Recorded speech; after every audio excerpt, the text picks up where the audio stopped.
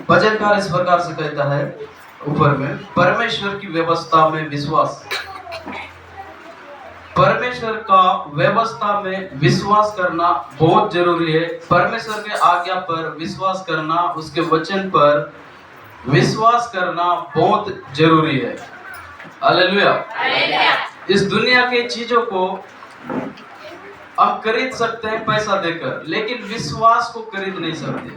वो व्यक्तिगत मामला है। इसीलिए जितना ज्यादा हम वचन सुनते हैं, वचन सुनने से आपका और मेरा विश्वास बढ़ता है। हालेलुया। और जो वचन नहीं सुनता है उसका विश्वास घटता है। इसीलिए मेरे प्रियो, जब वचन का समय होता है तो अपने आप को स्थिर करके, अपने मन को स्थिर करके अपने जगह में बैठे, ताकि परमेश्वर हमारा विश्वास को बढ़ाए। और कोई चारा नहीं है कि हम अपने विश्वास को बढ़ाए। हालेलुया। क्या काजू खाने से विश्वास बढ़ेगा? बादाम खाने से बढ़ेगा? नहीं बढ़ता।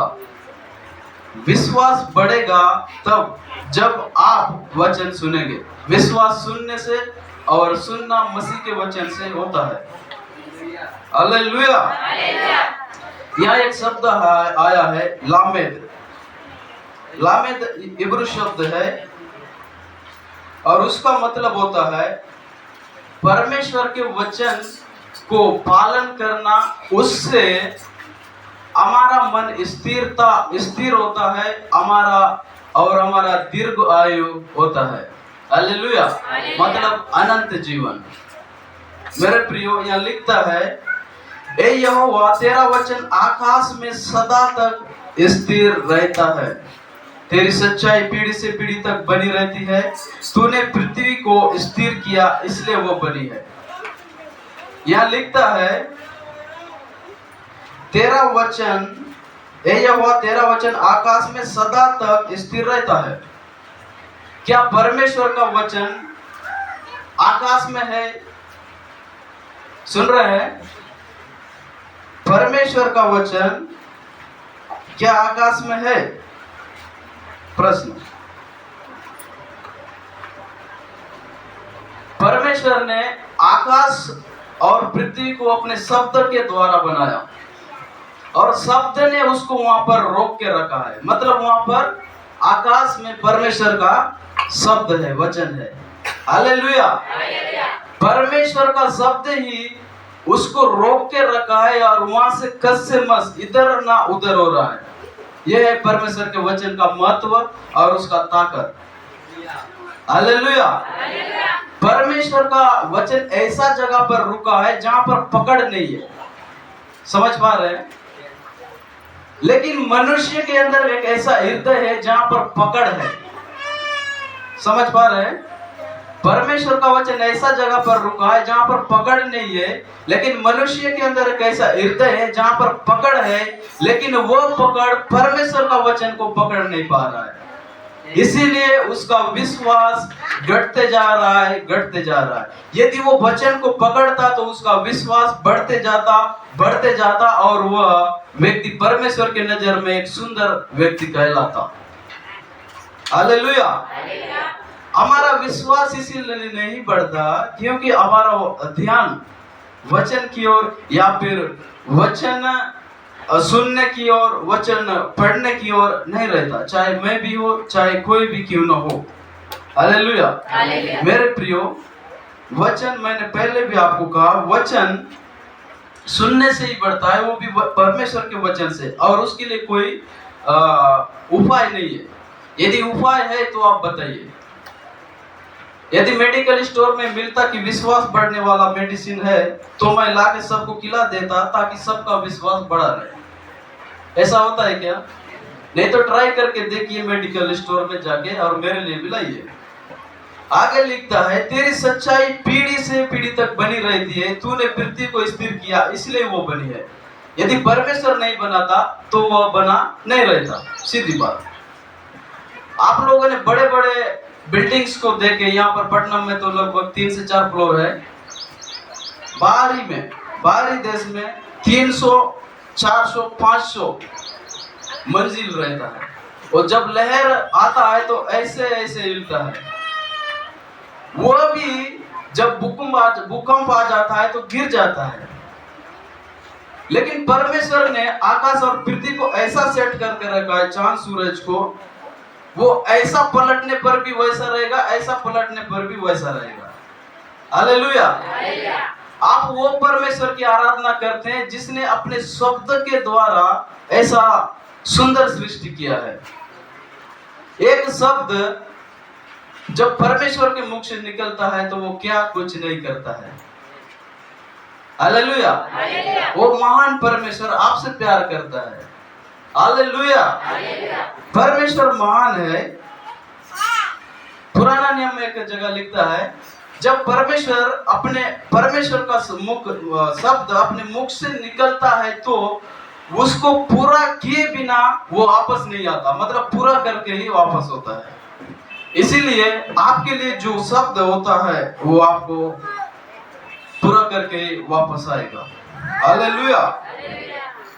तूने पृथ्वी को स्थिर किया इसलिए वो बनी है, वे आज के दिन तक तेरे नियमों के अनुसार ठहरे हैं, क्योंकि सारी सृष्टि तेरे अधीन है। हालेलुया। जितना भी चीज परमेश्वर ने बनाया वो सब अपने जगह में मस्त है, सब ठीक ठाक है, वहां से हिल रहा नहीं है, डुल रहा नहीं है, सब कुछ बराबर चल रहा है।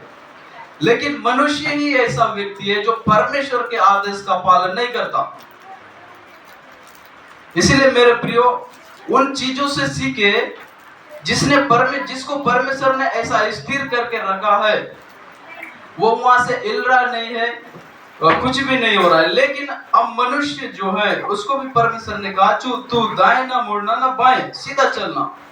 मनुष्य का फितरत है, वो बदल जाता है, वो दाएं भी मुड़ता है, बाएं भी मुड़ता है। जो परमेश्वर का वचन जिस चीज को करने के लिए मना करता है उसी चीज को मनुष्य करता है और उसका विश्वास दिन प्रतिदिन बढ़ते जाता है। हालेलुया।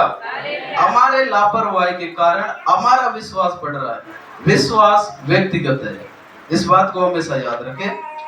और आगे लिखता है, यदि मैं तेरी व्यवस्था से सुखी न होता तो मैं दुख के समय नष्ट हो जाता। मतलब परमेश्वर, सीधा बात यह है, यदि कोई व्यक्ति संकट के समय, दुख के समय हार जाता है या पीछे हो जाता है, उसका सीधा उत्तर यह है कि वह व्यक्ति अपने जीवन में परमेश्वर का वचन को नहीं रखता। इसलिए वह व्यक्ति सुखी जीवन नहीं जी पाता। सुखी जीवन जीने के लिए आपको और मुझको परमेश्वर का आज्ञा का पालन करना पड़ेगा, तब जाकर आप और मैं एक अच्छा व्यक्ति, एक अच्छा सुख प्राप्त करने वाले व्यक्ति बन सकते हैं। हालेलुया। हालेलुया। मैं तेरे उपदेशों को कभी न भूलूंगा, क्योंकि उन्हीं के द्वारा तूने मुझे जिलाया है। शुरू से और अभी तक परमेश्वर का वचन जिलाने का काम करता है। जब परमेश्वर ने कुछ चीज को कहा या लाजर को कहा उठ, तो उसने जीवन को पाया। जब सृष्टि को बनाया उसमें भी जीवन आया। कुछ चीजों को परमेश्वर ऐसे ही बोल के बनाया, क्या उसमें जीवन नहीं था? यदि हमको ऐसा महसूस लगता है, ऐसा महसूस हम करते हैं कि मुझ में जान नहीं है, पूरा दुनिया का स्वाद चला गया है, जीने के लिए मजा नहीं आ रहा है, तो आप और मैं परमेश्वर का वचन का मनन करें, तब हमारे अंदर में एक क्या बोलना चाहिए, परमेश्वर के प्रति प्यार उत्पन्न हो जाएगा। हालेलुया। और हम जीवन को पाएंगे। यदि कोई व्यक्ति जीवन नहीं चाहता है या फिर अपने भविष्य के विषय में नहीं सोचता है, तो सीधा बात यही है कि वो व्यक्ति के अंदर परमेश्वर का वचन काम नहीं कर रहा। इसलिए मेरे प्रियो, अब में जीवन होना है तो आपको और मुझको परमेश्वर के उपदेश को कभी नहीं भूलना चाहिए। यदि हम परमेश्वर का वचन को भूलते हैं तो आप और मैं एक मरे हुए आदमी के समान हो जाते हैं। हालेलुया। क्या आप लोग को कभी महसूस हुआ है जब आपके अंदर परमेश्वर का वचन काम नहीं करता तो हमको एकदम टूटा हुआ, एकदम बिखरा हुआ, एकदम खाली खाली सा लगने लगता है। जब परमेश्वर का वचन को हम सुनते हैं यूट्यूब के माध्यम से या फिर प्रचार के माध्यम से, तो हमारे मन में एक खुशी आ जाता है, मतलब अच्छा फीलिंग होता है, हम परमेश्वर के विषय में सोचते हैं। हालेलुया। क्योंकि परमेश्वर का वचन हमें जिलाता है, जीवन देता है। मैं तेरा ही हूँ, तू मेरा उद्धार कर, क्योंकि मैं तेरे उपदेशों की शुद्धि रखता हूँ। परमेश्वर को जब आप प्रार्थना करते हैं, हम प्रार्थना करते हैं तो उसको कहे कि प्रभु मैं तेरा ही हूँ, मुझे मेरा उद्धार कर, मैं किस चीज में या फिर जिस चीज में फंसा हूँ वहां से मुझे छुटकारा दे, मैं जहाँ पे हूँ वहां से मुझको आगे बढ़ा। परमेश्वर उद्धार सिर्फ अनंत जीवन के लिए नहीं देता, उसके लिए भी देता है, लेकिन हर एक प्रकार की बीमारी से, हर एक प्रकार की परेशानी से भी परमेश्वर छुटकारा देता है। हालेलुया। इसलिए मेरे प्रियो, आपको और मुझको यह भी प्रार्थना करना है कि परमेश्वर मुझे मेरा उद्धार कर, मतलब मैं जो परिस्थिति से गुजर रहा हूँ उस परिस्थिति को एक उन्नति वाला जीवन बना दे। हालेलुया। तब जाके परमेश्वर की प्रति हमारा विश्वास और बढ़ेगा। बहुत लोगों का विश्वास चंगाई छुटकारा होता है, वो भी सही है, इससे अच्छा होता है। आमोस सिंह इस प्रकार से कहते हैं, चंगाई छुटकारा जब बिल्डिंग बनाते हैं तो उस समय एक लाइन खींचते हैं, उस साइड से बाउंड्री बनेगा बोल करके, वो लाइन के बराबर चंगाई छुटकारा है परमेश्वर के लिए। कॉलम कोड़ना फिर उसके बाद ढलाई करना वो अलग बात है, सिर्फ लाइन ये है परमेश्वर के नजर में। इसीलिए मेरे प्रियो, हमें परमेश्वर से उद्धार के लिए प्रार्थना करना चाहिए, क्योंकि मैं तेरे उपदेशों की शुद्धि रखता हूँ, मतलब मैं परमेश्वर का वचन को कभी भूलता नहीं, उसको याद रखता हूँ और उसके अनुसार करने का कोशिश करता हूँ। इस प्रकार से भजनकार कहता है, दुष्ट मेरा नाश करने के लिए मेरी गात में लगे हैं, परंतु मैं तेरी चितौनियों पर ध्यान करता हूँ। हालेलुया। भजनकार का माइंडसेट को देखिए, वो पहले तो 3 पद तक परमेश्वर की महिमा की, उससे प्रशंसा किया, आपने आकाश बनाया, स्थिर किया, उसके बाद 3 पद तक अपने विषय में बताया। लेकिन जिस चीज के लिए वो परमेश्वर के पास गया है वो है, दुष्ट मेरा नाश करने के लिए गात में लगे हैं। हालेलुया। क्या परमेश्वर आते ही साथ नहीं बोल सकता दुष्ट मेरे पीछे पड़े हैं? लेकिन उसने क्या किया, पहले परमेश्वर की महिमा की, उसके बाद में अपने विषय में बनाया कि मैं तेरा वचन को मानता हूं कि नहीं मानता हूं। हम में से बहुत से लोग सबसे पहले हम अपना जरूरत को बताते हैं, जाते ही साथ हम धन्यवाद नहीं देते। यहाँ पर 6 पद परमेश्वर की महिमा और अपने विषय में बताने में चला गया। सिर्फ एक ही लाइन में परमेश्वर के साथ परमेश्वर के पास जाके बोल रहा है कि दुष्ट मेरा नाश करने के लिए मेरे गात में लगे हैं। समझ पा रहे हैं मैं क्या बोल रहा हूँ?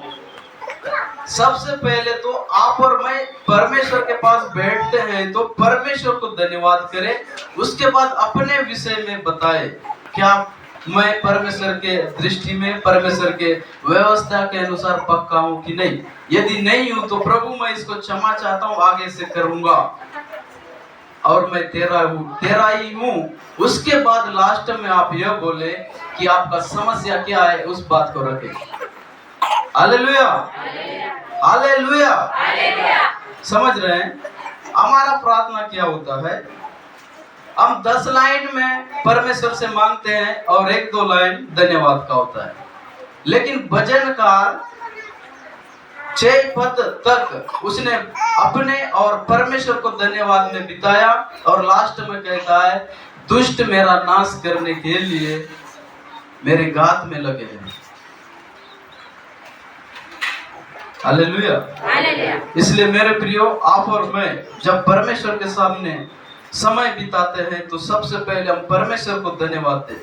क्या परमेश्वर नहीं जानता कि इसका जरूरत क्या है? परमेश्वर कहता है तेरे मांगने से पहले मैं जानता हूं कि तेरी जरूरत क्या है। प्रार्थना, कई बार हम सोचते हैं कि मैं ज्यादा बड़बड़ करूंगा, ज्यादा वो करूंगा तो परमेश्वर सुनेगा, लोगों को दिखाने के लिए, कुछ चीज के लिए। लेकिन यहाँ पर भजनकार एक ही लाइन में मांगा है और पूरा धन्यवाद में बिताया है।